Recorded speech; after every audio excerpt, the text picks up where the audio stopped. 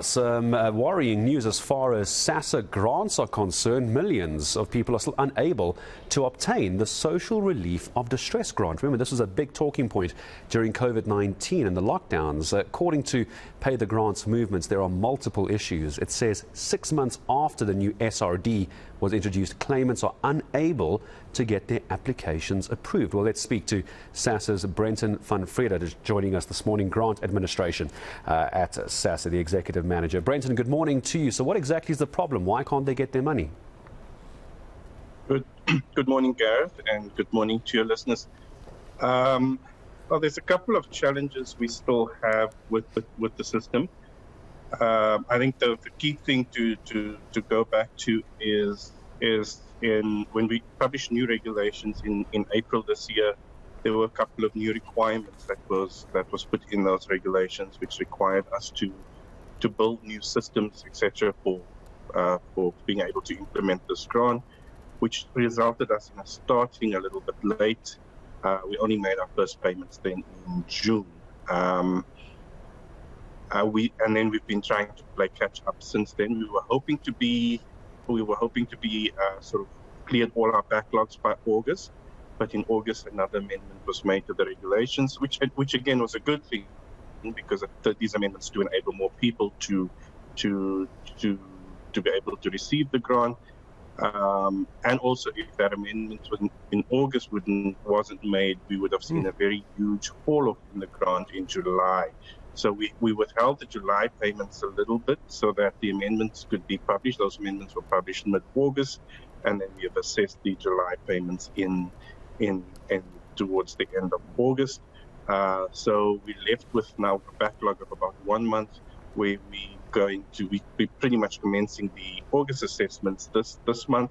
Hopefully we'll be able to commence it, finish it, run the payments for August in the course of the next 2 weeks or so, and then start the September one, and if possible, try and conclude the September payments by the end of this month or very early in October. And that's barring any further amendments as well. Help me understand what amendments are causing such an issue from a back-end perspective that your systems are having to change. I understand amendments have been changed, who qualifies, how they qualify as well. So it seems like the back end of the systems are doing their job. It's all the changes being made by government. Is that a fair evaluation?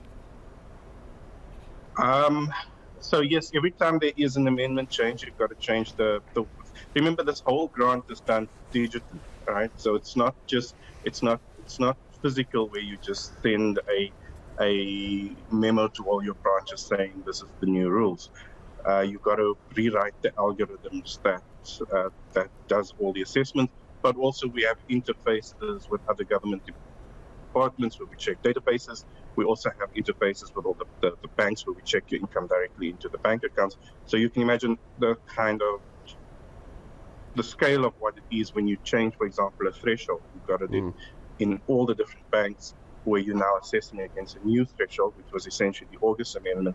All those banks have to then update their algorithms or their scripts. So Brenton, there are multiple changes again. I understand you're trying to play catch up here. Let me try and help those who rely on Sassa grants this morning, or perhaps someone watching knows someone who relies on a Sassa grant. It's a Monday morning, it's 6:45. Who qualifies for a Sassa grant if they go to the office this morning? When I say a Sassa grant, of course, I'm talking about the relief grant. Who is qualified to go and do it? I don't want somebody standing in a queue this morning for 6 hours and they get to the end and they realize they don't qualify. Who qualifies as of today, the 12th of September? All right. So first of all, don't go to a Sassa office. The social relief of distress grant is only available electronically. So you have to go to SRD.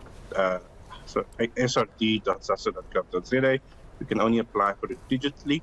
And basically everyone who has a income below the new income threshold of 624 rands a month.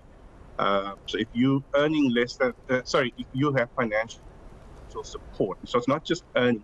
It is for the social relief of distress. They don't consider only income. They consider basically all money that flows into your bank account, which could include family member support and so forth. So if you're getting less financial support, less than 624 rands a month, and you're not receiving any other government support like UIF or anything like that, NSFAS or any other form of money coming from another government program, then you qualify for this grant. You can. I mean, that's the problem, isn't it, Brenton, as well? As I say goodbye to you, thanks for explaining. As I say goodbye to you, though, I think we mustn't forget that if we're talking about people who are earning less than 624 Rand, there's no UIF, there's no other financial support from family or a loved one at all, and yet we're more than a month behind on payments. 624 Rand doesn't get you very far. We're talking the basics like bread and maize meal, and yet they haven't been able to buy it because of the delays in payments, because of the back-end issues. What do you tell people who are starving? So we are doing everything. I mean, our staff are working around the clock to try and catch up. Every weekend, pretty much late at night, and we should be up to date with the system as soon as possible.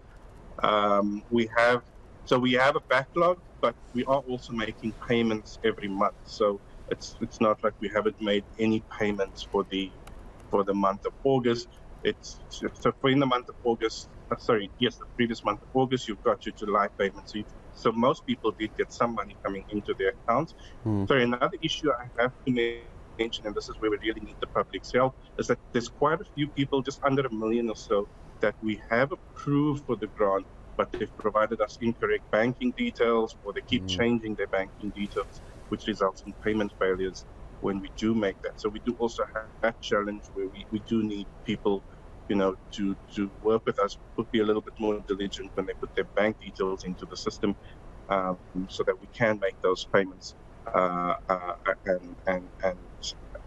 so that there's not delays in that. Yeah, I mean, if you've got the wrong bank account details, you can't go and yell at Sassa for not getting the money as well. That's one of the issues. There are others as well. Backlogs being dealt with for the moment as well. Brenton, thank you very much indeed, at least explaining why there is a backlog. I'm not sure it's going to make anyone feel better who is relying on Sassa and can't even afford to get the basics in their house, like bread, maize meal, whatever else they might need. But they are working on the backlog. But those who don't have the correct banking details, if you aren't getting your Sassa grant, as you've heard from the Executive Manager of Grants Administration from Sassa, Brenton van Vrede, please make sure that the bank account details are correct.